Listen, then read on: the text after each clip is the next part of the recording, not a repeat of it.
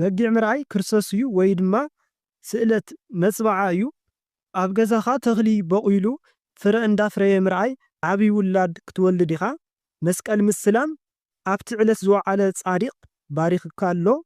ኣዴኻ እንዳሓዘነትልካ ምርኣይ ኣዴና ቅድስት ድንግል ማርያም ሓዚናትልካ ኣላ ስልኪ ወይ ከዓ ቴሌፎን ጸሎት እዩ በርቲዕኻ ጸሊ ስልኪ እናደወልካ ሰላም ጣና ሃበለይ ኩልኩም ቤተሰብ ሜዲ ዩቲዩብ ከመይ ኣለኹም ለይ ንኹልኩም ቀጻሊ ተከታተሉን ነባራት አባላት ኩሉ ግዜ ምሳይ ስለ ዘለኹም ይቀነለይ ሎሚ ድማ ሓድሽ ሰባት ትሪኡን እንተሊኹም ስመይ ሜዲ ይበሃል ናብ ቻነለይ እንቋ ኣብድሓ መጻኩም ነዚ ቻነል ሰብስክራይብ ምግባር መታወዕቲ ክትኮኑ ብትሕትና ሓትት ሕጂ ብቐጥታ ናብታ ብሃንቀውታት ጽብዕዋ ዝነበርኩም ናይ ሎሚ ቪድዮ ክንሰግር ኢና እምቢ እንተይልካ ወይ ከዓ ኣያልዕልን እንተይልካ ኣብ ልብኻ ቂም ወይ ከዓ በቀል ኣለካ ስለዚ ንሱ ሓሪካ ጸሊ ጥሕኒ ምርኣይ ስዋኣይ እዩ ካብ ቤተክርስትያን ዓቢ ሕምባሻ እንትወሃበካ እትረኽቦ ዓቢ በረከት ኣሎ ሕምባሻ ወይ ከዓ ሕብሽቲ ምሕዛል ውላድ እዩ ሰለስተ መነኮሳት ወይ ድማ ካህናት ናብ ገዛኻ እንተኣትዉ ኣጋዕዝተ ዓለም ቅድስት ሥላሴ እዮም ገዛኻ ብብርሃን እንትሙላእ ዓቢ ናይ እግዚአብሔር ጸጋ እዩ ገዛኻ ጥዋፍ እንዳበርህሉ ምርኣይ ቅዱሳን እዮም ዝናብ እንተሃርመካ ብስጋኻ ንእሽተይ ፈተና ክገጥመካ እዩ ኣንበሳ ተኹላ ሚዳቕ ንህቢ ርግቢት ዒፍ በጊዕ ጻዕዳ ዝተኸደኑ ሰባት ገዛኻ እንዳኣተው ምርኣይ ቅዱሳን እዮም ስልክኻ እንትውሰድ ወይ ከዓ ወዲቑ እንትስበር ጸሎትኻ ጸገም ኣለዎ ሽምዓ ምብራህ ጸጋ እዩ ኣብ ሃገር ውሕጅ ማዕበል ወይ ድማ ኣውሎ ንፋስ ምርኣይ ዓቢ ጸገምን መከራን እዩ ኣብ ደስ ዝብል ወይ ከዓ ጽቡቕ ወንበር ወይ ድማ ድኳ ምቕማጥ ክብርን ሽሞትን እዩ ናይ ገዛኻ ቆርቆሮ እንዳተነቐለ ወይ ከዓ እንዳተልዓለ ምርኣይ ናይ እግዚአብሔር መጎስ ካብ ገዛኻ እንትወፅእ እዩ ምስሊ ኣድህኖ ወይ ድማ ስእሊ ኣድህኖ ምርኣይ ናይቶም ዝረኣካዮም ቅዱስ ወይ ከዓ መልኣኽ ከም ዝቐረቡኻን ዝሓተትካዮ ነገር እንተሃልዩ ድማ ከም ዝተቐበልዎን ኣብ ሓዘን ተሃሊኻ ድማ የጽናዕንዑኻ ኣለዉ ማለት እዩ መንፈሳዊ ዝኾነ ሰብ ህያብ እንዳሃበካ ምርኣይ ሓላዊ መልኣክካ ወይ ድማ እትፈትዎ ቅዱስ ጻዲቕ ወይ ከዓ መልኣክ እዩ ዕድል መክሊት ወይ ድማ ጸጋ እዩ ዝህበካ ዘሎ ሳእኒ እንዳተዋሃበካ ምርኣይ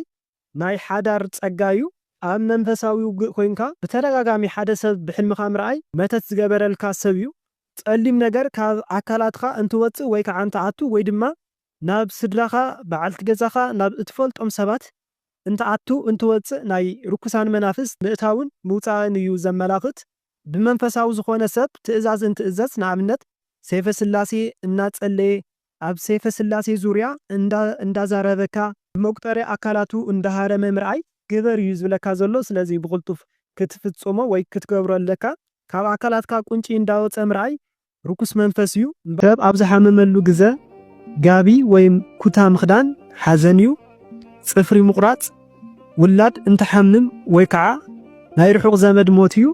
ናይ ጣይታ ወይ ከዓ እንጀራ መጎጎ እንትስበር ካብ ስድራ ሰብ ክሓምም ወይ ከዓ ክመውት እዩ ጭሕሚ ምልጻይ ወይ ከዓ ምሕጻብ ጥፍኣትን ሓዘንን እዩ ዓቢ ዳዕሮ እንትቁረጽ ዓቢ ናይ ዓዲ በዓል መዚ ወይ ከዓ በዓል ስልጣን ክመውት እዩ ኣጻብዕ ምቁራጽ ውላድ ወይ ከዓ ናይ ስጋ ዘመድ ሞት እዩ ገዛ ብዶሮና ረሲሑ ምርኣይ ጥዑይ ዘመድ ክመውት እዩ ዝሞተ ሰብ ምስላም ሞት እዩ ዝሞተ ኣቦ ኣደ ወይም ስድራ ጠምዮምን ቀጢኖምን ምርኣይ ዝክር ክንገብረሎም ኣለና ኣራንሺ ዘይቱን ወይ ድማ ፍረምረ ነገር እንትወሃበካ ውላድ ምርካብ እዩ 100 ቅርሺ እንትወሃበካ ተባዕታይ ውላድ ምርካብ እዩ ወርቂ እንትወሃበካ ተባዕታይ ውላድ ምርካብ እዩ መቆምያ እንትወሃበካ ዝተባረኸ ውላድ ምርካብ እዩ ጠበንጃ ወይ ከዓ ጥይት ምትሓስ ተባዕታይ ውላድ ምርካብ እዩ ኣብ ኢድካ ሰዓት ምእሳር ብቕልጡፍ ውላድ ክትረክብ ኢኻ ናይ ኣጻብዕ ወርቂ ምጥፋእ ሞት ውላድ እዩ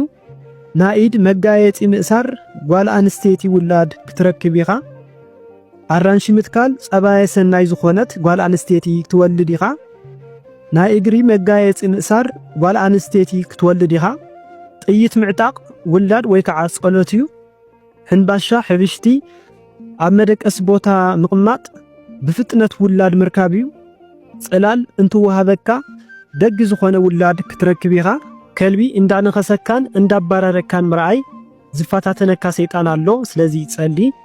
ዝቢ እንዳባረረካ ምርአይ ብኽፉእ ዝፋታተነካ ጋኔን ኣሎ ስለዚ በርቲዕኻ ጸሊ ብዕራይ ምርአይ ጋኔን እዩ ብዕራይ እንዳተሓረደ ምርአይ እግዚአብሔር አምላኽ ዝፋታተነካ ጋኔን ስዒርልካ ኣሎ ጸላም ሰበይቲ ወይ ከዓ ዘይትፈልጣ ሰበይቲ እንዳሃረመትካ ምርአይ ብኽፉእ ክትሓምም ኢኻ ስለዚ ጸሊ ጸላም ሰበይቲ እንዳፈራረሐትካን እንዳፈከረትልካን ምርአይ ክትሓምም ኢኻ ጸሊ ዘይትፈልጦ ጸሊም ሰብኣይ ሰይጣን እዩ ዝሞታ አድጊ ኣብ ኣፍ ደገኻ ምርአይ ድግምት ወይ ድማ መተት ዝገብረልካ ሰብ ኣሎ ስለዚ ጸሊ አስክሬን ወይ ድማ ሬሳ ኣብ ገዛኻን ወይ ድማ ኣብ ኣፍ ደገኻ ምርአይ መተትና ድግምት እዩ ከቦርታ ምኽዳን ጸጋ ሓዳር እዩ ክዳን ምሕጻብ ንስሓ ምእታዊ ማለት እዩ ክዳን ምስጣሕ ዝተዋሃበካ ጸጋ ምግዳፍ እዩ በትሮ ምሕዛል ውላድ እዩ ናኢድ ሰዓት ምእሳር እውን ከም ውላድ እዩ መብዛሕትኡ ወዲ ተባዕታይ ውላድ ይበሃል ጻዕዳ ክዳን ንጹህ ልቢ እዩ ካልእ እውን ጸጋ እውን ብጻዕዳ ክዳን ይምሰል እዩ ወርቂ ወዲ ውላድ እዩ ስዋ ነገር ወይም ጽልእ እዩ ዓይኒ ምዕዋር መጽባዓ ይበሃል መጽባዓኻ ኣይከፈልካን ሽንጉርቲ መከራ እዩ ዝበሃል ጾጉሪ ምፍታሕ ጽቡቕ ኣይኮነን ዝውን ሓዳር ምስ ምፍታሕ እዩ ዝተኣሳሰር ናይ ክሳድ ሃብል ምብጣስ ጽቡቕ ኣይኮነን ቃል ኪዳን ምፍራስ ይበሃል ኣብ ኩሩምትኻ ዝኾነ ነገር ምቕርቃር ጭምት ሓዝዩ ትምህርቲ ምምሃር ወዘተ ኣብ ቤት ትምህርቲ ዝተኣሳሰሩ ነገራት መብዛሕትኦም ብፈተና እዮም ዝተሓሓዙ ገበል ምርኣይ ናይ ቤተሰብ ዛር እዩ መሓዛኺ ወይ መሓዛኻ ጸጉርኻ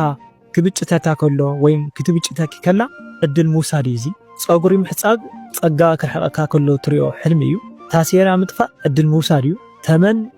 ዛር እዩ ካልእ እውን መተት እውን ክኸውን ይኽእል እዩ ተመን ባልዕ ምርኣይ ንኣብነት ከም ቁማል ቁንጪ መንቀኛ ማለት እዩ ክልተ ናይ ወርቂ ቀለበት ምግባር መንታ ውሉድ ምርካብ ማለት እዩ ህፃን ቆልዓ ምርኣይ ቅዱስ አማኑኤል እዩ ካልእ ድማ መንፈስ ቅዱስ እዩ ዝኾነ ሓደ ጽቡቕ ነገር ኣለካ እግዚአብሔር ዝፈትዎ ትሕትና ክኸውን ይኽእል ፍቕሪ ክኸውን ይኽእል ዝተሰብረ ልቢ ክኸውን ይኽእል ወዘተ መዓር ምርኣይ ጽቡቕ ወይ ድማ ጥዑም ነገር እዩ ሓደ ሰብ እንዳስሓቐካ እንዳሓጨጨካ ክትርኢ ከለኻ እቲ ሰብ ኣባኻ ጽቡቕ ዝኾነ ርድኢት ከም ዘይብሉ እዩ ንዕኡ ድማ ጸሎት ግበረሉ ወይ ድማ ክትጥንቀቆ ኣለካ ዝተቐደደ ክዳን ተኸዲንካ ክትርኢ ከለኻ ውርደት እዩ ምስጢርካ ወይ ድማ ገበንካ ክቃላዕ እዩ ማለት እዩ ካልእ ድማ ዝተዋሃበካ ጸጋ እግዚአብሔር ክርሕቐካ ከሎ ትሪኦ እዩ ክሽነ ምርኣይ ሓዳር ናብራ እኽለማ እዩ ጥንሲ ወይ ድማ ጽንሲ እትጭነቐሉ ነገር ሓሳብ ኣለካ ነፋሪት ኣብ ርእስኻ እንዳዘወረትካ ምርኣይ ናይ ኣየር ኣጋንንት ወይ ድማ ሰላቢ ክኸውን ይኽእል ቅብኣ ቅዱስ ምቕባእ ጸጋ እዩ ናይ ነፋሪት ኣውቲስታ ኮይንካ ሰብ ጽዒንካ እንዳበረርካ ምኻድ ካብ እግዚአብሔር ዝወሃበካ ሓላፍነት ከም ዘሎ እዩ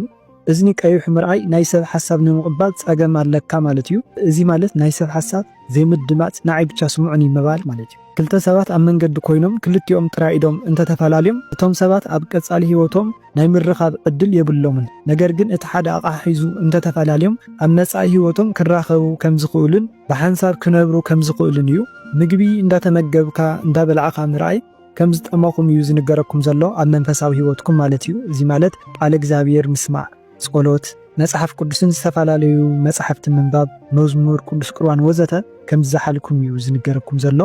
ሞባይል ግድን ምስ ሓደር ጥራይ ወይ ምስ ውልድ ጥራይ ዝተኣሳሰረ ዘይኮነሲ ምስ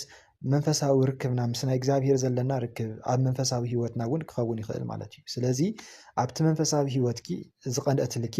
ርክስቲ መንፈስ ከም ዘላ እዩ ማለት እዩ ምስ ኣምላኽ ዘለኪ ርክብ ብኡ ዝቐንአት ሰይጣን ከም ዘላ ኣብ ሰብ ሓዲራ ብምሓዛድ እዩ ወይስ ብዝተፈላለየ መልክዕ ብሓፂሩ ትቐንአልኪ ከም ዘላ ናታ ርከባ ከም ዘብቅዐ ኦልሬዲ ከም ዝተቋረፀ ብክሕደት ክኸውን ይኽእል ብዝተፈላለየ ነገራት ክኸውን ይኽእል ማለት እዩ ኣብ ሓጢኣት ብምዃን ክኸውን ይኽእል ስለዚ ናትኪ ጸጋ ወይም ናትኪ ዘለኪ ምስ ኣምላኽ ርክብ ንዕኡ ክተቋርፅ ትፅዕር ከም ዘላ ወይም ትፍትን ከም ዘላ እውን ክኸውን ይኽእል ወይም ኣብኡ ከዓ ቅንእ ከም ዘለዋ እውን ክኸውን ይኽእል ማለት እዩ ሓደ ሰብ ካብ ኣባይ ተወጻበቲ እግረይስ ከም መቐስ መሲላ ተቐልቂላ ምስ ወፀት ግን ሓዳሽ ፋስ ምስ ሓኽላ ኣውፅዩለይ ካብ እግሪ ካልያ ወፅያ ዘላ ፋስ ትብላ ዘለኻ ብሓፈሻ እቲ ሰብ ስለ ዘለኻ መንእሰይ እንድሕር ደኣ ኮይኑ ትፈትዎ ብቤተሰብካ ብስድራኻ ከምኡ እውን በዓልካ ኣዝኻ ትፈትዎን ትምሕፆንን ከምኡ እውን ስድራኻ ዝዝክርዎ ንስኻ ከዓ ትዝክሮ ሽማዕ ተብርሃሉ ከምኡ ዓይነት ጻድቕ ክኸውን ይኽእል መልኣክ ክኸውን ይኽእል ንሱ ካብቲ እግርካ ዝሓዘ ናብ ጽቡቕ ንኸይትኸይድ ናብ ሕማቕ መንገዲ ዝመርሓካ ዝነበረ ከምኡ ከዓ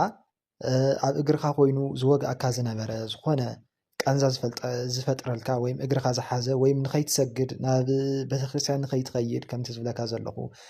እቲ ብርክኻ እቲ ጉልበትካ ናብ ኣምላኽ ንከይተንበርክኾ ዝሓዘካ ርኩስ መንፈስ ንሱ የውፃልካ ከም ዘሎ ወይም ዝሓዘካ ሕማም ወይም ሕማም ዝኾነካ ኣብ እግርካ